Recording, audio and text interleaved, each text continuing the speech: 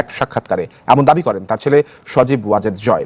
সজীব ওয়াজেদ জয় এই মানসিক ভারসাম্য আসলে এই মুহূর্তে নাই। এই মুহূর্তে বাসাতেই খুব গোপনে তার চিকিৎসা নিচ্ছেন পরিবারের পক্ষ থেকে, বা তার যারা শুভাকাঙ্ক্ষী আছেন তারা মনে করছেন যে এই মুহূর্তে তাকে বাসাতে ট্রিটমেন্ট নেওয়া দরকার। হাসপাতালে ভর্তি করলে বিষয়টা জানাজানি হয়ে যাবে। বলেছেন জয়ের একমাত্র যোগ্যতা হচ্ছে মিথ্যা কথা বলা, লুটপাট করা। সে হচ্ছে আমেরিকার আইনে একটা কনভিক্টেড। আসসালামু আলাইকুম সুপ্রিয় দর্শক, দেশ এবং দেশের বাইরে থেকে ঠিক এই মুহূর্তে যে আমার এই ভিডিওটি দেখার জন্য ক্লিক করেছেন সকলকে অনুরোধ করব ভিডিওটা না টেনে সম্পূর্ণ ভিডিওটা দেখবেন, কেননা ভিডিওটার মধ্যে খুবই ইম্পর্টেন্ট কিছু তথ্য রয়েছে। বর্তমান বাংলাদেশের রাজনৈতিক অবস্থা খুবই খারাপ অবস্থায় চলেছে এবং এই বিষয় নিয়ে সর্বশেষ যে আপডেট ভিডিওগুলো রয়েছে সেই ভিডিওগুলো এখন আমরা দেখব। তো চলুন সেই মূল ভিডিওটা দেখি। দেখার আগে সকলের কাছে অনুরোধ করব যারা এখনো আমার চ্যানেলটা সাবস্ক্রাইব করেন নাই তারা অবশ্যই সাবস্ক্রাইব করে সাথে বেল বাটনটি অন করে দিবেন। তো চলুন সেই মূল ভিডিওটা দেখে আসি, তারপরে বিস্তারিত আলোচনা করি। আশা করি সঙ্গে থাকবেন। সর্বশেষ পাওয়া তথ্য অনুযায়ী সজীব ওয়াজেদ জয় এই মুহূর্তে বাসাতেই খুব গোপনে তার চিকিৎসা নিচ্ছেন পরিবারের পক্ষ থেকে, বা তার যারা শুভাকাঙ্ক্ষী আছেন তারা মনে করছেন যে এই মুহূর্তে তাকে বাসাতে ট্রিটমেন্ট নেওয়া দরকার।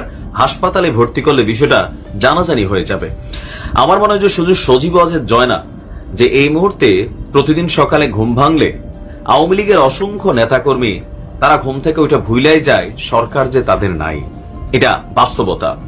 এমনকি শুধুমাত্র আওয়ামী লীগ করার কারণে বা আওয়ামী লীগকে সাপোর্ট করার কারণেও দুর্নীতি, লুটপাট এই সকল কিছুতে জড়িত না থাকার পরেও একটা বিশাল আওয়ামী লীগের নেতা কর্মীরা আছেন যারা বিভিন্ন ভাবে এখনো হয়রানির শিকার হচ্ছেন, যারা বাড়ি ঘরে ঘুমাতে পারছেন না, থাকতেও পারছেন না।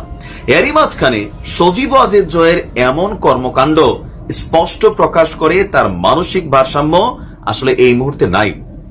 মানে তিনার এই পোস্টটাতে যারা লাইক করবে, কমেন্ট করবে, শেয়ার করবে, এই মুহূর্তে সারা বাংলাদেশে এদেরকে ধোলাই দেওয়া হবে। কেউ কাদামাটির মধ্যে ফুটবলও খেলতে পারেন, কারণ এই ট্রেন্ডটাই তো আমরা চালু করেছি গত 16 বছর। জামাতের কোন পোস্ট শেয়ার করলে জামাতি বলে তাকে গ্রেপ্তার করা হইতো, চাকরি চলে যাইতো। শহীদ প্রেসিডেন্ট জিয়াউর রহমানকে নিয়ে কোন একটা মন্তব্য লিখলেই সরকারি চাকরিজীবী ওএসডি হইতো, প্রমোশন আটকে যেত, বা আরো নানান ধরনের ঝামেলায় পড়তে হইতো। তো এখন তিনি যখন আমেরিকাতে বৈশা নিরাপদে টাকা পয়সা ভালোই কামাইছেন, বিভিন্ন লুটপাটের ঘটনা শুনছি, তো এখন তিনি ভারতীয় একজন সাংবাদিকের একটা নিউজ রিপোর্টকে বেসিস করে তিনি যে স্ট্যাটাসটা দিয়েছেন, সেখানে বাংলাদেশ থেকে যারা বৈশা বৈশা এখানে কমেন্ট করছেন, আপনাদেরকে বলতে চাই বিপদ কিন্তু নিজের দিকে নিজের টাইনা আনছেন। কারণ আইএসআই এর সাথে এই সমন্বয়কদেরকে কানেকশন, মিটিং, পেছনে আমেরিকা, তারপরে আপনি এখানে জোড়া দিয়ে দিলেন পাকিস্তান, তাও মানলাম পাকিস্তানের বেল নাই, কিন্তু আপনি নিয়ে আসলেন দুবাইকে, আপনি নিয়ে আসলেন কাতারকে। এটা তো ভাই আসলে এই মুহূর্তে একটা পাগলের অ্যাক্টিভিটিস ছাড়া আমার কাছে কিছুই মনে হয় নাই। মানে আপনার এই জিনিসটা এখন মানুষ খাবে, খাওয়ার জন্য তো একটা সময় লাগে।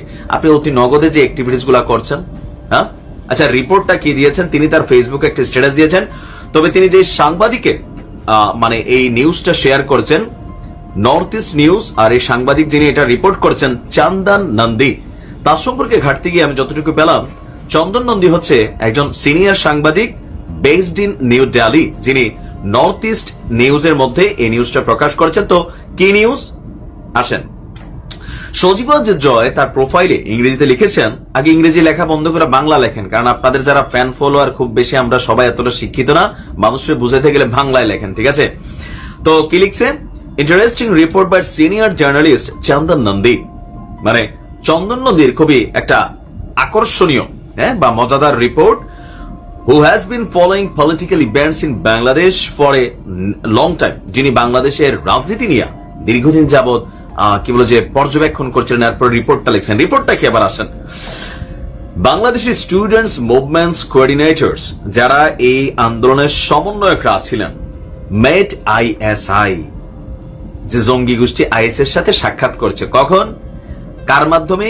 ইউএস হ্যান্ডলার্স, যুক্তরাষ্ট্রের যারা মানে নিয়ন্ত্রণকারী, তারা পাকিস্তান, দুবাই এন্ড দোহা, কাতারের রাজধানী দোহাতে বিটুইন এপ্রিল এন্ড সেপ্টেম্বর 2023, মানে 2023-এর এপ্রিল এবং সেপ্টেম্বর মাসে পাকিস্তান, দুবাই এবং কাতার, মানে এই তিনটা দেশের যেই টিমরা আছে তাদের সাথে তারা মিটিং করেছে। সেখান থেকেই আজকের এই দিন আসছে। তো চন্দন নন্দীর যেই লম্বা চূড়া তার যে অবজারভেশন, সেখানে পাকিস্তানি স্টুডেন্টসদের সাথে বাংলাদেশি স্টুডেন্টদের একটা পতাকার ছবি সে দিয়েছে। তো এখানে হচ্ছে কি, আমি তার রিপোর্টটা পড়ছি, মোটামুটি মন গড়া অ্যাক্টিভিটিস পাশাপাশি ভারতের যেই সকল সাংবাদিকরা আছেন এখানে সে যে সোর্সগুলো দিচ্ছে ইন্ডিয়ান এবং বাংলাদেশি সোর্স নাও সে, কোন সোর্স, কোন পত্রিকা, কোন সেই ব্যক্তি নাম দেয় নাই, বলছে যে নভেম্বর 2023 দিকে রাশিয়ার পর্যন্ত এখানে জড়াই নিয়ে আসছে, যে Russia foreign ministry spokesperson Maria Zakharova তিনি বলছেন যে during a weekly briefing Moscow the same month had claimed that he has met a, আচ্ছা মানে অনেক লম্বা। তো এই লম্বা থেকে আমি সজীব জাহির ভাইরে বলি আর কি, ভাই এখন পর্যন্ত যারা ওই যে বাড়ি ঘরে মানুষের ঘরে ঘুমায় টোমায় লুকায় আছে, আওয়ামী লীগ করছে কিন্তু আপনাদের লুটপাটের সহযোগী হতে পারে নাই, অথবা আপনাদের দল ক্ষমতায় থাকাকালীনই তারা আসলে ভাগ পায় নাই, অথবা তারা কোনো পদ পদবিও পায় নাই, এই মানুষগুলারে আল্লাহর ওয়াস্তে আপনি ছাইরা দেন। ছাইরা দেন কেন? অনেকে পদ পদবি টিকানোর জন্য বিদেশে চলে গেছে, আর যারা মূল লুটপাটের সহযোগিতা করছে ওই টিমটা কিন্তু এখনো বাংলাদেশে আটকা পড়ে গেছে, এরা দেশ থেকে বের হইতে পারে নাই। এরা ফেসবুকে সেগুলো শেয়ার টেয়ার করলে পরিস্থিতি কোন দিকে যাবে? আর আপনি কি বাংলাদেশের রাজনীতির পালসটা এখনো বুঝতেছেন না? অবশ্য আপনি না বোঝারই কথা, কারণ আপনি রাজনীতির বোঝেন বলে আমার মনে হয় না। কারণ আপনি যদি বুঝতেনই এই মুহূর্তে বাংলাদেশের মানুষকে যতটা বিগড়াই গেছেন, সেই বিগড়ানো জায়গা থেকে আপনি এসে পোলাপেন্ডের আইএসআই নিয়ে অ্যাড করলেন, এগুলা মানুষ কোন লেভেলে আপনার মানসিক ভারসাম্যহীন স্টেটাসেরই একটা আউটপুট হিসেবে নিবে। দেখেন আমরা দল করতে পারি, কিন্তু অতীতে ওইগুলো নিয়ে কথা বলছি, তখন প্রশাসন দিয়ে ডিস্টার্ব করছেন, আর এখন তো ক্ষমতাই নাই। এখনো বলি, কারণ কি? কারণ চেতনা বা বাংলাদেশের রাজনৈতিক যেই নোংরা কালচার ক্রিয়েট হয়েছে সেটাকে পরিবর্তন করে থিঙ্ক পজিটিভ, বাংলাদেশের জন্য চিন্তা করেন। মালপানি যথেষ্ট কামাইছেন, এখন উচিত যারা আওয়ামী লীগ করতো তাদেরকে আর বিপদে ফেলেন না। আপনাদের এইসব জিনিস দিয়ে বিপদে পড়বে। এক এক এমপি মন্ত্রীর নমুনা দেখেন না, এগুলো তো কোন রকমে পালাইছে, কিন্তু বাকিগুলো যেগুলো দেশে আটকা পড়ে গেছে প্রত্যেকটারে ঝুলাইয়া ঝুলাইয়া মারবে মানুষ। প্রত্যেকেই দুর্নীতি লুটপাট করছে আপনাদের বাড়ি বড়ে, যারা বিচার হওয়া উচিত। তো আপনি মানসিকভাবে আপনার চিকিৎসা, রাষ্ট্র পরিচালনা সহজ না কঠিন সেটা তো আমরা দেখেছি। জয় সাহেব যে কথা বলেছেন, জয়ের একমাত্র যোগ্যতা হচ্ছে মিথ্যা কথা বলা, লুটপাট করা। সে হচ্ছে আমেরিকার আইনে একটা কনভিক্টেড ক্রিমিনাল। আপনারা যারা জানেন, ছোটবেলা থেকে ড্রিঙ্ক ড্রাইভিং থেকে শুরু করে অবৈধ অস্ত্র রাখা, তারপরে মদের দোকানে গিয়ে মাতলামি করা, নারীদের সাথে নারী ঘটিত ব্যাপার, অসংখ্য বিষয়ে তার বিরুদ্ধে ক্রিমিনাল কনভিকশন আছে আমেরিকাতে। এই ক্রিমিনাল কনভিকশন, একটা কনভিক্টেড ক্রিমিনাল, বাংলাদেশ রাষ্ট্রের উপদেষ্টা করা হয়েছে তাকে, এবং সে এত বছর ধরে উপদেষ্টা আছে। তার একমাত্র কাজ হচ্ছে লুটপাট। বাংলাদেশে দেখবেন 15 বছরে 2-3টা মন্ত্রণালয়ে কোনো মন্ত্রী দেওয়া হয়নি, প্রতিমন্ত্রী ছিল। তার ভিতরে একটা হচ্ছে তথ্য প্রযুক্তি প্রতিমন্ত্রী, আর একটা হচ্ছে জ্বালানি বিষয়ক প্রতিমন্ত্রী। এই দুইটা হচ্ছে বাংলাদেশের লুটপাটের স্বর্গরাজ্য ছিল গত 15-16 বছর, এবং এই দুইটা লুটপাটের পিছনে হচ্ছে শেখ পরিবারের প্রত্যেকটা সদস্য দায়ী। আমাদের যত বিলিয়নস অফ ডলার লুট হয়েছে গত 15-16 বছরে, তার বাল্ক পরিমাণ টাকা লুট হয়েছে এই দুইটা মন্ত্রণালয়ের প্রজেক্টের মধ্যে। এবং তার ভিতরে দেখবেন ডিজিটাল বাংলাদেশ প্রজেক্ট আছে, তারপরে শেখ মুজিবের মুজিববর্ষ পালন করার প্রজেক্ট। যেই প্রজেক্টগুলোতে বাংলাদেশে গত 15-16 বছরে সবচেয়ে পরিমাণ বাজেট অ্যালোকেট করে লুটপাট করতে দিয়ে দেওয়া হচ্ছে।